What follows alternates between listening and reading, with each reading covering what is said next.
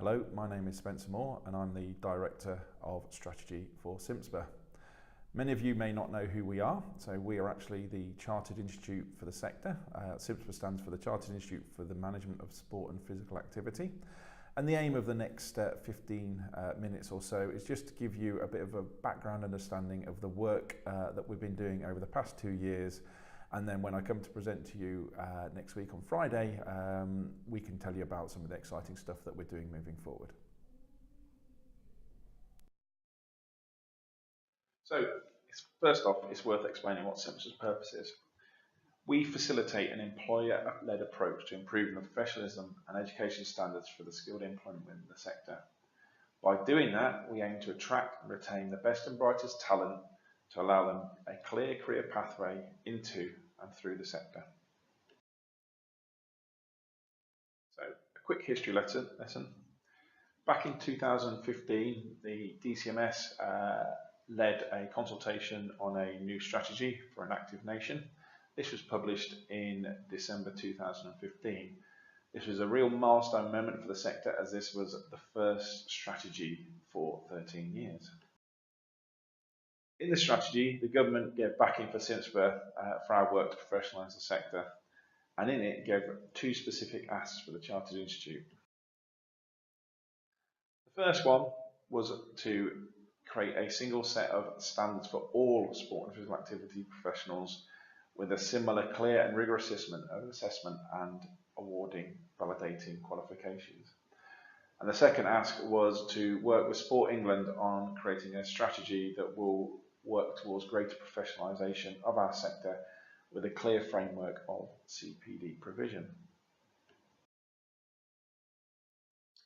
So they were 2 quite big asks for us as an organisation. The key word in there is all sport and physical activity professionals. So we needed to actually understand what that actually meant to us. So we did a lot of research, and in essence we managed to split the sector into 5 industries. Industries by the fact that we have core employers who have similar aims and similar ways of working. And if this was going to be an employer-led approach, we wanted to make sure that it was led by employers. So we split the sector into leisure operations, which is predominantly leisure centres, exercise and fitness, which is your fitness gyms and your private operators of fitness gyms, performance sport and administration, this is your professional clubs and national governing bodies.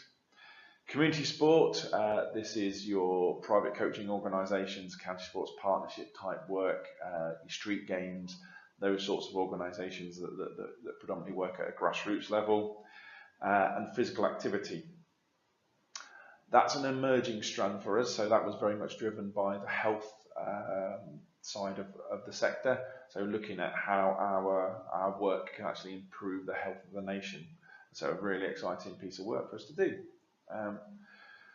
So we then looked at all the different jobs in the sector, and in total over a 3-month period we found over 300 different job descriptions or job adverts that were being advertised, all with different job descriptions, job titles and job roles. We spent a number of months rationalising that all down, and we were able to split all the jobs into 3 categories: either a leadership management role, a support services role like an HR person or a comms or a sales manager, or a technical role like a coach or a fitness instructor. We then also managed to rationalise the 300 plus different jobs that we found, and we worked out that we could basically create any job from a formula of a core occupation, which we found there are about 12 of those. There might be actually slightly less now with finishing our work, but 12 occupations which were range from senior manager, middle manager, through to a coach, through to a fitness instructor, etc. We also then worked out that most of the jobs had a environmental specialism, so a school or a community setting or a club setting. Also, most of them had a very population specific element to it, so children, young adults, pre and postnatal type work, and then a lot of them also had a technical specialism, so that could be anything from being football, so being a qualified football coach, through to somebody who works with diabetic patients. So a real technical element to that. So in total, we managed to really get a clear scope of the work that we had to undertake and what DCMS wanted us to do. So a really big undertaking, but very exciting at the time. Because we wanted to make this employer-led, we felt that we needed to create a very clear and robust and inclusive governance structure so that all employers were represented, that the voice of all the employers were heard, and also recognising that there was such an overlap between the 5 industries that we're working with that we wanted to make sure there was continuity across all 5 industries. So we set up a professional development board.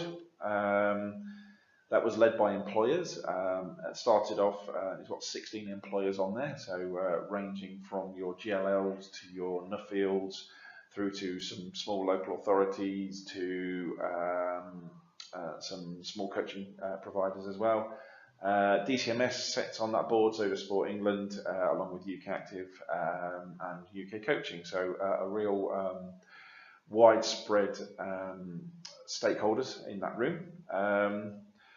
And underneath that, we actually had professional development committees.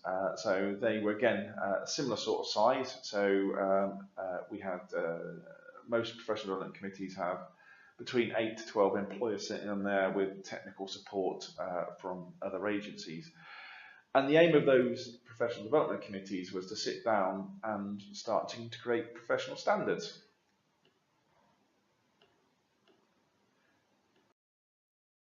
So our professional standards were very basic. So we sat down and worked out that we had 12 occupations, around 10 different environments, 8 different populations, and many tens of technical specialisms that we created. And the aim was to create a standard for every single one of them. There's 92 in total. And in essence, it was 2 sides of A4 that actually explained the scope of the role, so what that person can do and who they can work with. And from that, the key knowledge and skills and the behaviours that we'd expect from that individual. Then sitting behind that was a very detailed specification. So for example, if it talked about anatomy and physiology as a key knowledge area, that we actually listed all the different parts of anatomy and physiology that that person needs to understand. And then finally, the last bit was around assessment. So how would we expect that standard to be assessed? Is it in the workplace? Is it with real-life clients? Can it be done by exam, etc.? So a really thorough piece of work across all of those standards. As I've said, the professional standards, 92 standards that we're working on include occupations, populations, environments, and technical specialisms.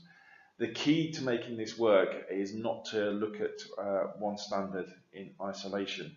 Actually, it's the combination of standards that can provide a solution to suit all different types of employers and provide the basis for a minimum standards for deployment. I like to think this is a little bit like countdown. So you always start off with an occupation. So remember they say take 1 from the bottom and 3 from different rows. So you always take an occupation, and then you can bolt on a population or an environment or a different technical standards or multiple technical standards to create the job that you're actually looking for. So let's have a look at how this would actually work. So we've just done the coach professional standard. So that's the core occupation. We've just done the environmental standard, so working in schools outside of curriculum. We've finished the population specialism for children. We haven't done the multi-skills coach yet, but if we did, what we'd end up is, and someone could pull all those 4 standards together and have a really clear set of standards for a multi-skill coach working with children in schools. So what does this actually mean? So as we start to create the standards, CIMSPA will work with its education partners. So currently we have all of the major awarding organisations in partnership with CIMSPA. We have over 120 training providers or skill development partners as we know them. We have most of the FE colleges in partnership, and our HE network is growing rapidly. So we're currently engaging with over 80 universities and running a pilot with 10 of them. So they have all committed to using our standards to create qualifications, degrees, apprenticeships, diplomas, so that we then have that consistency. So they'll create a qualification or a degree using those standards, and they will send it to us at CIMSPA, and we'll endorse it. So it'll be a quality kite mark, and it will say, for example, this degree has met the minimum standards for the following professional standards of coach, working with children, working in schools. That will then be on the transcript of that qualification and that person's individual profile. So you as employers will be really clear on what professional standards that person can do and the role that they can undertake for your organisation.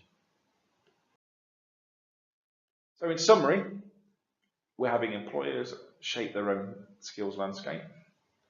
Working with us, we're going to set the rules of delivery and assessment, and then we're going to make sure that all our educational partners are using those standards and they're creating the right educational products for you as employers to make sure that you have the right qualified staff with the right knowledge and the right skills and the right behaviours working for you.